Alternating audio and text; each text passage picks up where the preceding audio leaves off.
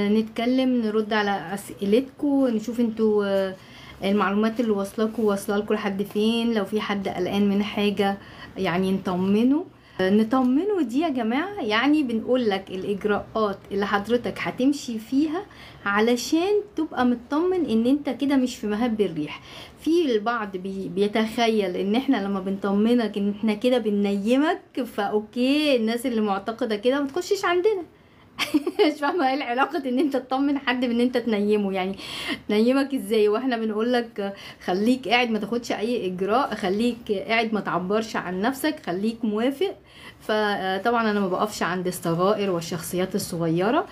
طبعا انا فاهمه ساعات لما بقول بعض الاراء اللي بتكون سابقه، ببقى فاهمة بعض الشخصيات اللي تعليمها محدود، اللي بتطلع تنتقد او تتكلم بطريقة غير لائقة. انا ببقى فاهمة ده لان انا مش اول مرة اقابل نفسي، انا عارفة طول عمري ان انا سابقة وافكاري سابقة. فلما بقابل حد مش فاهم وبعد 10 سنين يقول يا سلام دي كان معاها حق، فانا ببقى عذراه، يعني ان هو على قده.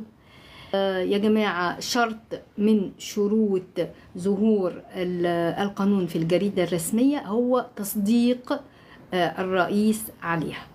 يعني طول ما الرئيس ما صدقش على القانون مش هيطلع في الجريدة الرسمية. البعض اللي بيستشهد بالمادة 123 من الدستور أن القانون قد يكون مفعل من تلقاء نفسه بعد 30 يوم. أولا ليه شروط. الشرط الاولاني ان يكون المجلس منعقد. الشرط الثاني الرئيس ما ابداش فيه اي راي، مش بس ما صدقش اي قانون عشان يصدر في الجريده الرسميه، لازم مسبوق بتصديق رئيس الجمهوريه.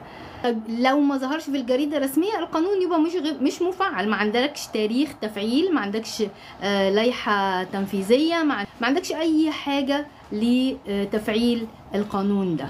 لو لم ينشر القانون بالجريدة الرسمية نظام الأجرة هيكون ايه؟ تدفعوا الإيجار اللي في مكتوب في العقد. هتقولي العقد مكتوب فيه مثلا 100 جنيه بس أنا كنت بدي المالك 150.